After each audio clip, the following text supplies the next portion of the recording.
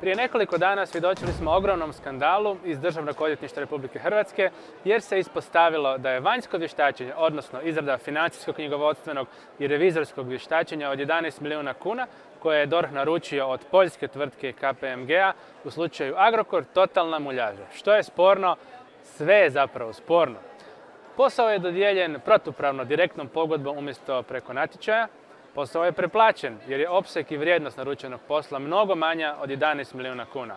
Naime, poljska firma nije ni ugovorila, pa time niti odradila najveći dio vještačenja, dok je DORH prezentirao to drugačije. Naime, poljska tvrtka nije niti registrirana za sve te poslove, a DORH je ipak dao posao. Zašto?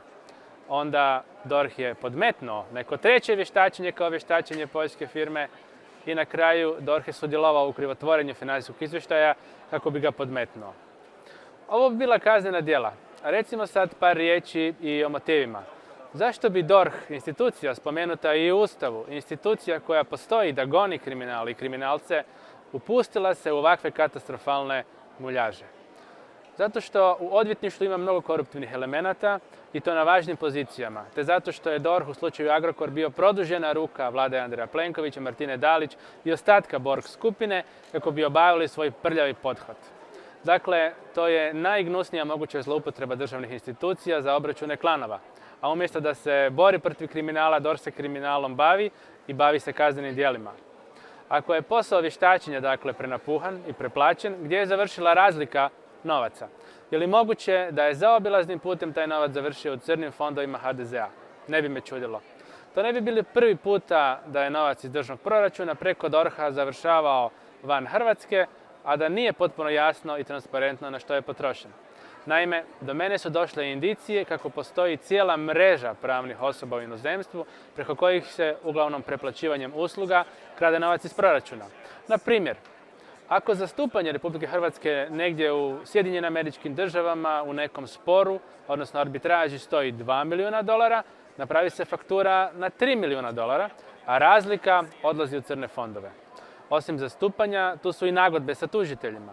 Republika Hrvatska koju zastupa DORH bi im pristupila s nagodbom i recimo, ako tužitelj potražuje $5 milijuna, vama država ponudi $10 milijuna u nagodbi, od čega 5 ostane vama za vaše potraživanje, a drugih 5 morate usmjeriti gdje vam se kaže. To je jedna obična pljačka, a opljačkani novac se vraća onima koji su takav posao dogovorili, vjerojatno pod pokroviteljstvom poznate nam i osuđene kriminalne organizacije. Ovakve situacije osobito se vežu oko slučaja Gavrilović. Evo još nekoliko primjera gdje su lažna vještačenja korištenja radi uništenja poduzeća i pljačke države. Tu je primjer rafinerije nafte Sisak, gdje je nova uprava predvođena mađarskim MOL-om jednostavno krivotvorila knjige rafinerije Sisak kako bi ju prikazala kao gubitaša. Svojedobno smo kaznenom prijavom i podneskom zatražili, nakon što smo prošli ministarstvo, agencije i Državni ured za reviziju, od jedine nadležne institucije da to radi, a to je Županijsko državno odvjetništvo u Velikoj Gorici, kako bi se također uzeo vanjski vještak, nadamo se naravno pošten, i jednom neovisnom analizom financijskom, forenzikom utvrdio jesu li te knjige krivotvorene ili nisu. Da se dokaže jednom zauvijek crno na bijelo, da se pokaže vara li nova uprava ili ne. Taj predmet još stoji u ladici, državi očito nije u interesu da se napravi takvo vještačenje. U slučaju rafinerije, vladi si je savršeno odgovaralo da ona ostane prikazana kao gubitaš kako bi ju se moglo zatvoriti i poslati naftu u Mađarsku. Zatim, jako zanimljiv slučaj Brodosplita. Uprava Brodosplita pod vodstvom gospodina Debeljaka po potrebi je uzimala razne strane konzultante koji bi za novac pisali što god je trebalo. Model laži u svrhu pljačke. Sjetimo se veljače 2020. kada su u Brodosplit dolazili inspekcija HBOR-a, ali i strani konzultanti kako bi potvrdili da je brod 487 porinut, a što je laž, jer brod nije tada porinut, već je bio na doku sa skelama, za što postoje slike i okružen dizalicama, a kad bi bio porinut, na njemu ima još godina dana posla. Inspekcije su unatoč tome iz HBOR-a potpisale da je brod porinut, a gospodin Debeljak je dobio zadnju ratu kredita od 22 milijuna eura, iako za to nije imao temelje.